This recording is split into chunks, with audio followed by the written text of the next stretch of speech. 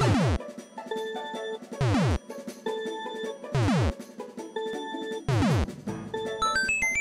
guys, it's Mandy from MandyleePlays, and I can never be good at these damn intros. Okay, so I've been getting a lot of messages and tweets about how I finish games and how a lot of people have a hard time finishing games. So in this video, I'm just going to tell you my tips for how to finish a game, even an RPG, a JRPG, any type of game. And so you could see the end credits and get your money's worth. So let's get started. Okay, so recently I've played The State and I finished it. I even got the true ending.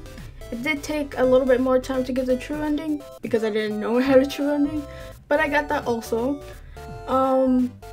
But a lot of people are like, how did you finish that game so fast? You know, I have a hard time finishing any game, let alone a JRPG. So completing a game for me has been more of a recent thing. I used to be like most of everybody and not finish a game or take very long to finish it, mostly because I would get preoccupied with other things to do. Okay, so I started finishing games when I started doing YouTube and YouTube videos on games because I wanted to know the whole thing about a game before I talked about it. For videos like my thoughts or worth the buy, I don't usually finish the game, but I'm way well into the game to know my opinions on it. So that's when I started completing my games the most.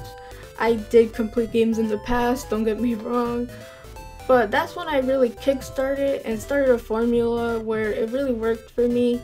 So basically, I would commit to a game. And by that I mean, like, if I like the game, I'm willing to commit to it, then I could complete it. But I just had to find the time to carve out hours to play into it. And with the Switch, it's really easy because that thing, you can take it on the go. I mean, you can take it anywhere, so the Switch made it easier. But with other games on the PlayStation or the computer, I would have to dedicate my time to the game. That wasn't very hard because usually the games that I dedicate my time to are good games with very interesting stories that I want to see through.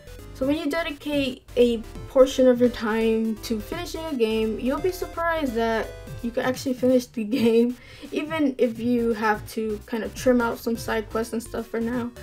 You can still do it, and with a reasonable amount of time. So really get into the game and dedicate yourself to the game. Another thing I would like to advise is to make a list of all the games on your backlog or you're currently playing or you want to play recently. It doesn't have to be all your games, but having a list and looking at it makes everything a little bit more manageable. So that's what I do. I write down the games I need to play, write down the games I really want to play, so I put them in priority. Just go from there. Check it off when you're done. Do like the completionist, check it off. It doesn't look as daunting, but I do prioritize some games over others. So this channel is not a game review channel as of yet. I'm not really pressured into playing a certain game first than the others or having an embargo schedule. I don't have to deal with that. So here's the thing.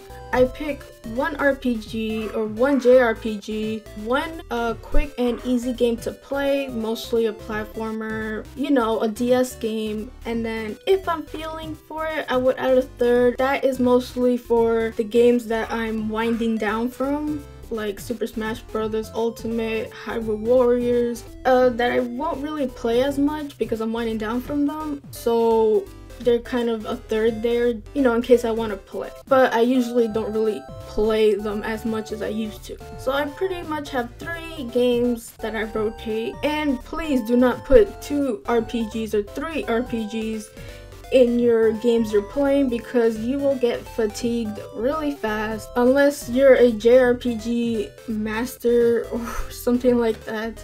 I would not advise you tackle multiple big games like that because you will get fatigued and you will not put all your effort into one of them because you're like, so much stuff. Really prioritize, and when you do have a list, make sure it matches your lifestyle or pace or whatever you want to call it, and don't really play as much games at the same time in general. Again, I like to keep it at 3 maximum, and that's what I found works for me, especially in the story department. I cannot manage more than 2 or 3 stories at a time, especially if they're like JRPGs or RPGs where they're in depth and they have lore and stuff. I can't deal with more than 3 at a time. That's why usually when I finish a RPG, I kind of take a little break from it because I'm still stuck in that world, and it's very hard for me to get invested in another world next. So I usually play, you know, the pick up and play games or something else that's on my backlog that doesn't require as much story detail as the RPG did. So that's my next point. Keep your list up to 3 and make it manageable, and commit to it so you can actually finish them and not keep changing them up. But there are games that sometimes I wasn't in the mood for, so I found that a lot of people start games that they're not really in the mood for, so they kind of leave it on the back burner boiling. So if you're not in the mood for a certain game, it's okay to hold it off until you are, because the game is always gonna be there. So it's okay if you're not in the mood for the Octopath Traveler.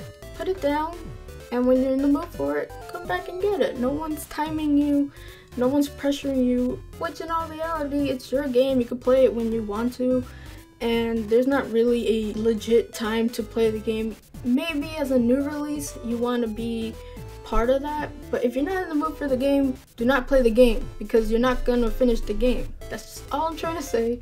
I'm just at my own pace, and I feel that if a lot of people have that mentality, they could actually finish the games that they want to finish, so they don't have to feel as pressured. Yeah, that's my say in it, and those are my tips. I hope I helped in some way. Okay, so with all that being said, if you liked the video, please hit that like button, and if you like my content and want to see more, please smash subscribe button. I would appreciate it, and you will not be disappointed. So you can follow me on Twitter at MandyleePlays. I hope you guys have an awesome day and play a good game. Bye!